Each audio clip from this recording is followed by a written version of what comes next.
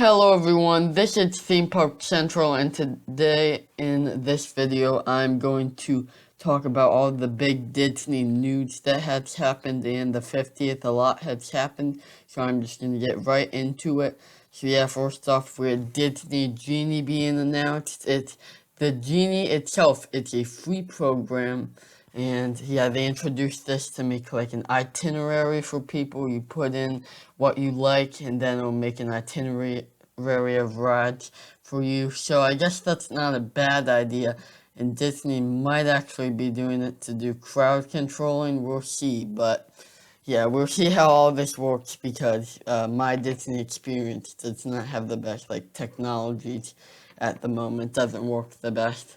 So yeah, Disney Genie is not too bad, except for the Disney might use crowd controlling and might use that to impact this Disney Genie Plus. I'm sure you all have heard of this by now. You get Lightning Lane. It's $15 at Disney World, $20 at Disneyland. Disneyland includes Photo Pass downloads, and yeah, you get Lightning Lane, and then you get audio experiences, all that kind of stuff. But I'm sure people only want to get this for the Lightning Lane, which is basically replacing Fastpass. And the problem about this is that there are no free Fastpasses now. I wish they just did maybe one or two free Fastpasses that just come with a Genie regular. That would be better, but that does not seem to be the case. So yeah, this is not good, and yeah, you don't even get access to all rides with the Lightning Lane, and this might be good for the tourists that only come once a year or two or three, or it's more of a once in a lifetime experience, because they just want to ride all the rides, and they can just pay this and ride all the rides. So yeah, the only one thing I don't like about this is that like you have to still schedule it, like what ride you want to do. Like Fast Pass, it would be nicer if you could just walk in the fast queue at any time and you just go in. That would be much nicer, but that does not seem to be the case. And then you also have individual Lightning Lane purchases. So the one thing I'm confused about these, we know what type of rides there will be. Rides of the Resistance, Seven Dwarfs Mine Train, and that kind of stuff, although every ride has not been announced yet. Do you have to pay Genie Plus to get access to pay for these individual attractions, or can you just pay as you go? Say, oh, I just want to ride what rides of the Resistance today, so I'm just going to pay this, I get on and I go out of the park. That kind of stuff, because that would be very nice if you could just pay for what ride you want to go on without having to pay for Genie. So yeah, we'll see how that ends up. I don't know when all this stuff is coming out. Overall, it's definitely a cash grab from Disney. I don't like it. I really don't like that there is no free Fast Pass, and this isn't really good for the annual pass holders because they can't make Fast Passes. But it's also not too bad for the annual pass holders because they just want to hang out in the parks. They're not really concerned with riding every ride every time, like the once in a lifetime type people that don't come too often are. So yeah, I don't really like this. Not enough free stuff here. Only Genie and Genie. Genie's not the best. There's not too much with it. We'll see. It says forecasted future wait time, so it seems like Genie and Genie Plus are actually good for the tourists, because they can, that just helps them with their day a little. But the individual attractions, it's probably really gonna trip up those people, those tourists that only come certain times every year or certain years. So because they're gonna think the individual attractions are gonna be part of the Genie Plus. So I don't really like any of this. We'll see how it turns out. As for the price of the individual attractions, and all this stuff is per person, by the way. As for the price of the individual attractions, I don't know. I'm guessing it's gonna vary based on the ride. So maybe I don't know. Maybe Seven Dwarfs would be maybe like an $8 to $10 deal, but rides, I feel like Rides of the Resistance, they could get away with $20 per person. I know that sounds a bit ridiculous, but I think they could definitely get away with charging some steep prices there. Unfortunately, we need to stop them from getting away with all these high prices. And I know this video sounds pretty negative so far, but it's gonna get better here towards the end when I start talking about the 50th. So that, yeah, we also had the Disney annual pass holder announced. Pixie this past 400, Pirate 700, Sorcerer 900, and then Credipass $12.99. They're all 99, so yeah. But I just rounded there, so. Yeah, this is just another price increase, really. The Pixie this past might seem like a good price, but you can only really go on the weekdays, so I do not like that. But the Pirate Pass might be a decent option. I've kind of looked at it. It seems like a decent option considering the price, but still not a ton of dates. And then obviously the Incredipass, you can go pretty much anytime. So yeah, I do not like that these do not include the water parks, sports, or the photo pass. It's an extra $100 for sports and water parks, and then another extra $100 for photo pass. I wish it was maybe like just a $50 for all three, because they should have really included those, because they bumped all the prices up. So yeah, these are really just another price increase. Most of the stuff early on, it's price increases here, but now I'm going to get to talking about some other stuff specifically happening at Animal Kingdom. So yeah, they announced the Nemo musical was closing, and then they basically just announced that it's coming right back. So yeah, that was kind of weird, but it'll probably just be the same kind of show, just in a smaller format. We'll see how they do that, though.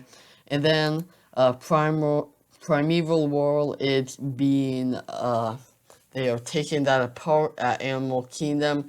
The problem about this, I know it wasn't the best attraction. It could be fun. It wasn't the best attraction. It was usually a short wait, but the problem about this, Animal Kingdom already had very few attractions. Now it has one less. So, yeah, Animal Kingdom, they're gonna have to build some attractions there soon. Or it's really just gonna become probably maybe even the most unpopular park. I know the animals are nice and all that stuff, but still, I think they need to build some more attractions to spread some people out from Pandora and all that kind of stuff.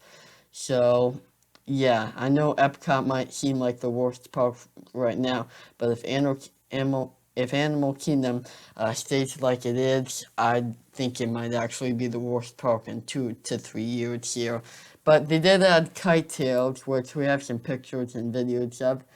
This seems alright. Seems like a nice thing to just like sit down and watch. Drink one of your drinks from the nearby like refreshment outposts, that kind of stuff. But this does not seem like some kind of ambitious show. They're really just flying character kites around. Nothing too much here. I really do think they should use their whole stadium area a little better. I know Rivers of Light didn't work the best, but I think they should like find something to do there, another show, a nighttime show, because Animal Kingdom, yes, you have the animals, and that's nice, but I feel like they should even maybe add some more animals just to add something to the park. This is nice. It's a little bit of entertainment, but it's not that much in Animal Kingdom. Yeah, it just needs more at this point. It definitely needs more. So I'm not loving the direction of Animal Kingdom, although we will see what they put in place of Primeval World. So then a little COVID update here. Masks are no longer required in outdoor queues and attractions. They were required in outdoor queues and attractions before, which was kind of weird. You're like, I'm outdoors, I can have my mask off right out there, but I can't here. So yeah, that's kind of weird. I'm glad they fixed this. Hopefully these all go away in a few months when things start to cool down again, as the rates do seem to be declining. But we'll see how things work out, and hopefully we will be out of this soon. And then going to Epcot, several new themes have been opened, and I likely will be going to Epcot soon to cover all the 50th stuff. So stay tuned for a video of that. So Club Cool has opened or reopened. I don't know. It's a new location, and they've redone it. So yeah, it looks pretty nice. They have one of the same sodas, and that is Beverly, the worst one that everybody hates, but it's like a classic. So yeah, that's pretty funny. And yeah, I don't think the floors are sticky quite yet. That's another trademark of Club Cool, but I do like how this looks. It looks quite nice and streamlined. So yeah, just a nice place. That it's just nice to get the free soda too. And it's just classic. I feel like the international sodas, that's just a very classic theme. So yeah, I'm glad Club Cool is there. And then we have Space 220, which this looks great. I do have a few problems about, so it looks like a really nice immersive experience. The Stellarator looks very nice. You're going up, you see down. I really like that part of it. And then I like all the hallways with the plants, that kind of stuff. When you get out to the actual dining area, it's not too special. I don't know. It needs more space stuff, in my opinion. And I know you have the big scene of Earth down below, but I just don't think that's that interesting. Yeah, there's some astronauts and stuff, but I think they need to spice that up to make this more special, because it's special going up and going down, but I don't think it's special really at the top. I mean, the food's pretty nice. They have some of those foaming drinks and all that kind of stuff, which look pretty cool. So yeah, food's nice, experience, it's pretty good. It could be better at the top though. We'll see if they improve anything like that. But the problem here is the price. It's expensive for the experience. I understand that. It's also a prefix menu, which I don't really like, because I think this is the same group that did the crepe place in Paris, the Creperie de Paris or whatever. So yeah, I don't really like the prefix this option, because it just you can't pick out what you want. And yeah, I think it could be cheaper if you actually picked out what you want, and you could do that better. But I guess it's a fine place, pretty expensive, but yeah, it looks pretty nice. A nice place to. It might not be like it might be a one and done place. I don't think you need to go to this place multiple times, because you're going to be paying a lot of money. So yeah, we'll see how popular this is. Right now it's very popular, but we'll see if it maintains that popularity. And then the Creations shop also opened, so this is like the replacement for Mouse Gear. And some people have been criticizing this because it looks too much like a commercial, like store, just one that, like a chain store like that. I'm fine with it. It's Epcot. It can be futuristic. It's allowed to be futuristic. It's in the theme here. And it looks pretty nice and open. So that's pretty nice. I don't have too many opinions about this. It's just a shop, but it is a nice big place to shop. So then I'm going to go to Hollywood Studios, and we have the Rise of Resistance standby queue. So yeah, they switched it. Kind of a weird time to switch it right before the 1st of October, where the lines and stuff might go up. I thought they had switched it because of like low crowds. That's what it's sounding like. But maybe it's they just did it now because the new crowds were going to start building, and then Lightning Lane they're probably going to release soon. So then money, people don't want to wait in a 120-minute line, so they just pay up and get to ride it. Although it seems, I don't know how that's going to work. Like, is it going to become a long Lightning Lane line if a lot of people want to ride it and just pay up? So that would be interesting to see. But so far, standby line, it's been going pretty good. It was long at times, around 200 was its longest, but the average which has been pretty good, maybe like a 60 to 80 range, so that is not bad at all.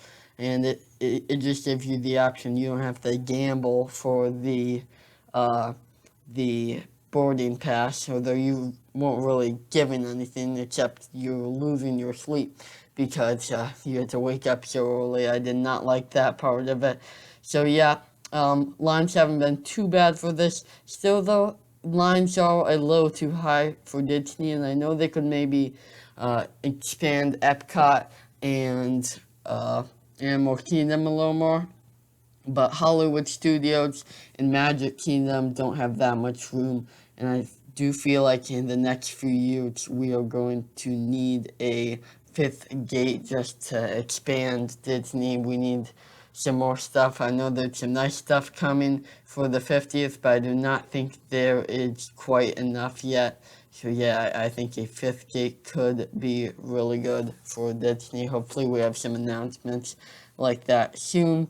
And then we had the character collection for the Fab 50 character collection.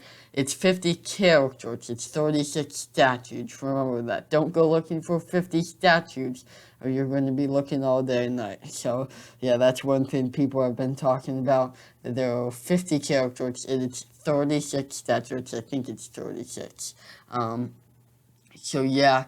So that's pretty nice. I like the scavenger hunt, although, like I said, it's confusing with the 36 statue stuff.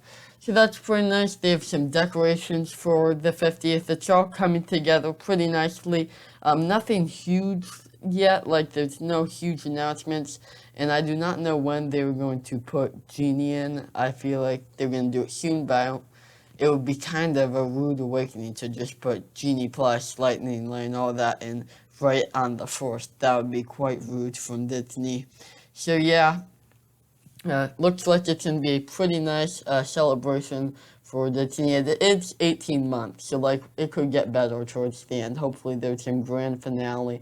We get Cosmic Rewind, Tron, new announcements for all kinds of stuff, expansions, all kinds of stuff like that, and hopefully things start to look better. We have a lot more stuff to come. So yeah, that's going to do it for this one. Please make sure to subscribe. And this is Theme Park Central, out.